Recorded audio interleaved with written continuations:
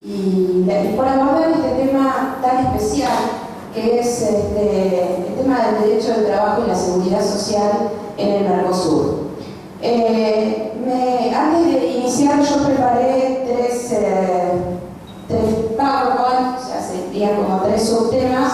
Vamos a ver a dónde podemos llegar. La idea es que primero ubiquemos el tema de la seguridad social en el contexto constitucional, en la Constitución Nacional. Luego veremos cómo es el sistema integrado previsional argentino, cómo son los requisitos de las prestaciones y cuál es el cálculo de la haber para esas prestaciones. Y finalmente un tema muy candente que tiene que ver con el tema de la movilidad. Preguntaba antes si había alguno que se dedicaba al tema previsional, porque obviamente va a ser difícil introducirnos en el tema de la movilidad en detalle si no está en tema, ¿no es cierto? Pero antes de traer esto, quería llamar un poco la atención sobre este tema de la seguridad social. Estaba antes hablando acá con los colegas de Brasil y me decían que no era un tema que tenía un gran atractivo para los abogados que abogan, como dicen ellos, es decir, para los que litigan, como estábamos pensando nosotros. ¿Y por qué no tiene un atractivo? Bueno, porque tal vez no hay una fuerte demanda de trabajo, no hay un honorario que retribuya, no hay. Y yo en realidad creo que esto no es así, dista muchísimo de ser así. Y me parece que es importante que los abogados, para no perder nuestras incumbencias, empecemos a poner el ojo en esta materia, pero el ojo muy fuerte. Si ustedes miran los presupuestos de los últimos 10 años, mire yo, pero miren más para atrás, más del 50% del presupuesto nacional está destinado al gasto social. Buena parte de ese gasto social está destinada a la seguridad social, que en la Argentina administra fundamentalmente el ANSES. Entonces, me parece que nosotros, como trabajadores del derecho, no podemos estar ausentes de cómo se distribuye, cómo se asignan estos derechos, cómo se respetan estos derechos. Así que este era así como un tratar de hacerles ver que este es un tema muy importante y que obviamente hoy en día estamos en un tema donde el Estado trata de limitar su responsabilidad. Como vamos a ver acá, la seguridad social es un cometido estatal y nosotros tenemos que trabajar para que esa responsabilidad estatal no sea limitada en detrimento de los trabajadores. Bueno, al tema de la seguridad social en el marco constitucional. Yo voy a referir, el doctor, la verdad que nos ilustró muchísimo sobre el tema de los tratados internacionales y no dista cómo se aplican en materia de seguridad social de cómo se los hace en el derecho al trabajo. Entonces voy a tratar de ubicarme fundamentalmente en exponer esta rama del derecho que por ahí no es tan conocida. La seguridad social es un cometido estatal. Por eso esto es importante tenerlo en cuenta. El artículo 14 bis dice: el Estado otorgará los beneficios de la seguridad social. ¿Por qué digo esto? Porque hay muchas, hubo avances. Tengamos en cuenta siempre que el gasto social, el gasto de la seguridad social, no se la ve como una inversión, sino como un gasto, así se lo llama. Y entonces siempre se hablaba del déficit presupuestario de los sistemas previsionales, etc. Y tratando de brindar responsabilidades, en los 90 se había privatizado parte del sistema. Quiero aclarar que esa privatización, el tema de las administradoras de fondos de jubilaciones y pensiones, lo único que se privatizó es la administración de los fondos, no la responsabilidad del sistema. Porque tengan ustedes en cuenta que el Estado puede delegar, pero el cometido, la responsabilidad es estatal. Entonces volvemos al 14 bis que dice: el Estado otorgará los beneficios de la seguridad social que tendrá carácter de integral e irrenunciable. Es decir, que acá nos está marcando claramente que por una selección de sistema, estar en un sistema de las AFJP como la ANDES, etc., no se puede renunciar a derechos. Los derechos de la seguridad social son irrenunciables, no se renuncian ni por elecciones ni por el paso del tiempo. Y el carácter de integral tiene una doble idea que es, por un lado, la idea de que estemos cubriendo la mayor cantidad de contingencias posibles y, por otro lado, que estemos cubriendo la mayor cantidad de población posible. Dice la ley que en especial establecerá el seguro social obligatorio. Es decir, que acá, o sea, nosotros tenemos como dos vertientes de la seguridad social, una no contributiva y otra contributiva. La contributiva está muy ligada al tema del trabajo. Y hay lo que es en la que yo me voy a meter hoy, porque tengan en cuenta ustedes que en el convenio multilateral del Mercosur, cuando se hace relación a las prestaciones que afecta, tiene que ver solo con las que son contributivas. ¿Qué quiere decir esto? Que tienen o nacen de aportes previos del trabajador, de una relación de trabajo, de un trabajador autónomo, etc. Entonces les decía que en el tema de las prestaciones contributivas dice que pueden estar a cargo de entidades nacionales o provinciales con autonomía financiera y económica administradas por los interesados con participación del Estado. En este momento, en el ANSES, que es el ente administrador del sistema nacional, no existe administración por parte de los interesados, o sea, solamente está administrada por el Estado.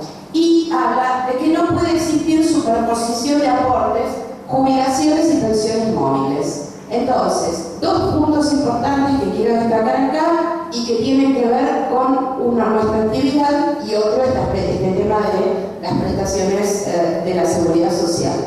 Por un lado, no puede haber superposición de aportes. ¿Qué quiere decir eso? ¿Qué imaginan ustedes? Si ustedes tienen un trabajo como abogado en relación de dependencia y aparte tienen por la tarde otro trabajo en otra empresa, también como abogado en relación de dependencia o su propio despacho, y obviamente tienen que tributar por todos, ¿hay superposición de aportes?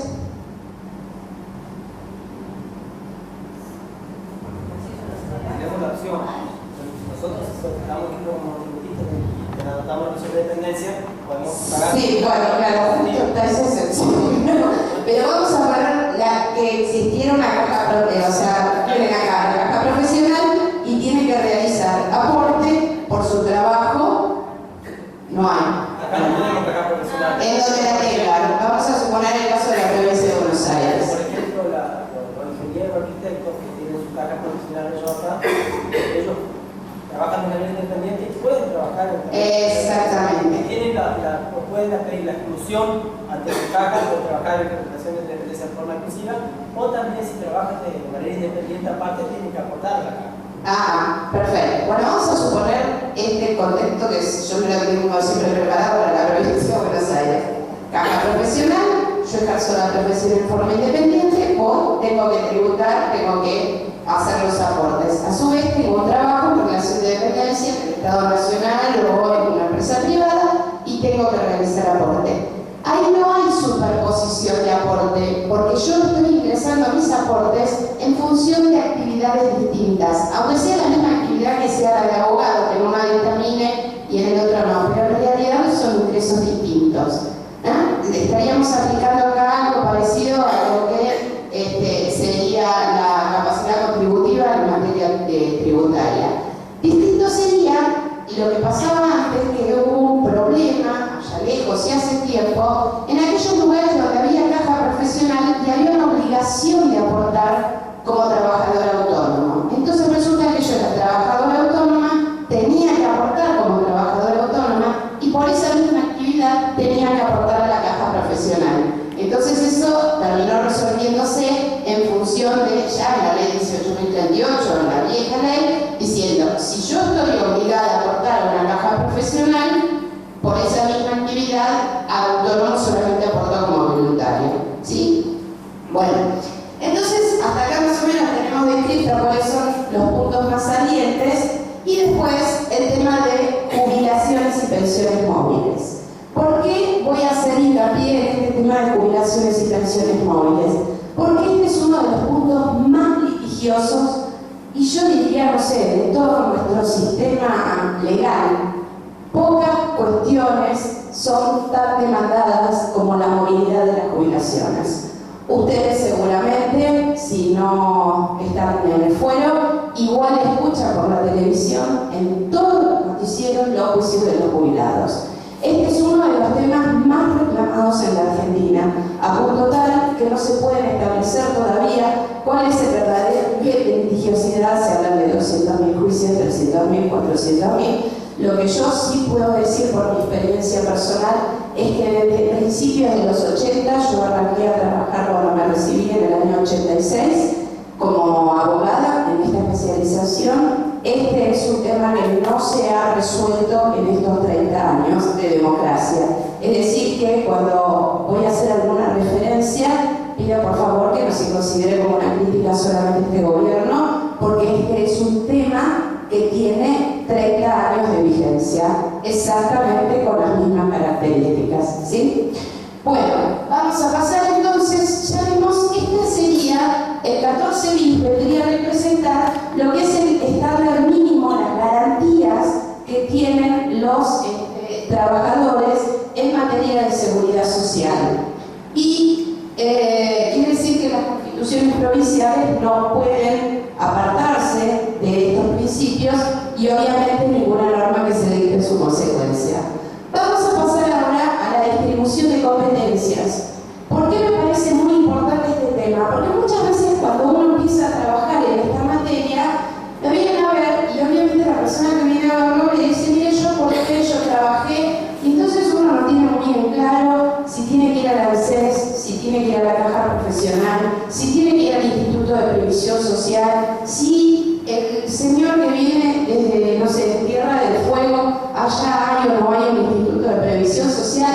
Todo esto es bastante complejo. Entonces, para introducirnos en el tema, lo que vamos a ver es cómo se distribuyen las competencias y después vamos a ver cómo funcionan. En el artículo 75, inciso 12, establece que el Congreso de la Nación tiene la facultad o la responsabilidad de dictar los códigos civil y comercial, bueno, que está muy en boga, y del trabajo y de la seguridad social, en cuerpos unificados o separados, y que tales códigos alteren las jurisdicciones locales, correspondiendo su aplicación a tribunales federales o provinciales, según que las cosas o las personas cayeran bajo sus respectivas jurisdicciones. Quiere decir que, en principio, dictar las normas de fondo en materia de seguridad social parece que corresponde a la nación, ¿sí? Sin embargo, existe la posibilidad de que estas sean aplicadas por organismos provinciales, cosa que en este momento, en esta situación, en algunos no está pasando, y que se apliquen, por supuesto, o sean juzgados en las jurisdicciones provinciales. ¿Por qué hago hincapié en este tema de que hay límites? Porque hay una reserva que han hecho las provincias que se discutió mucho en la reforma constitucional del 94, que terminó con esta redacción que dice: las provincias y la ciudad de Buenos Aires pueden conservar organismos de seguridad social para empleados públicos y profesionales y promover el progreso económico, etc.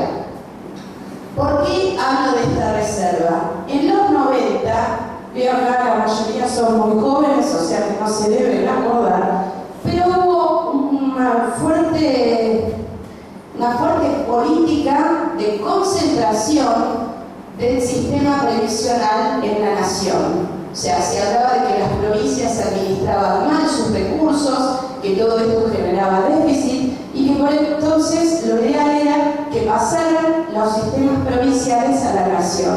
Y había una fuerte pelea en la que terminaron algunos resistiendo, y lo que hicimos una fuerte resistencia fuimos los profesionales de no entregar nuestras cajas. Vamos a ver después, cuando hablamos del tema del Pacto Federal del año 92, donde se hace una reserva y se dice que las cajas profesionales no van a ser transferidas a la nación. Entonces, ¿cómo quedaría el esquema? El esquema nos queda que la competencia para dictar las normas de seguridad social es del Congreso de la Nación, pero las provincias se reservan, y acá dice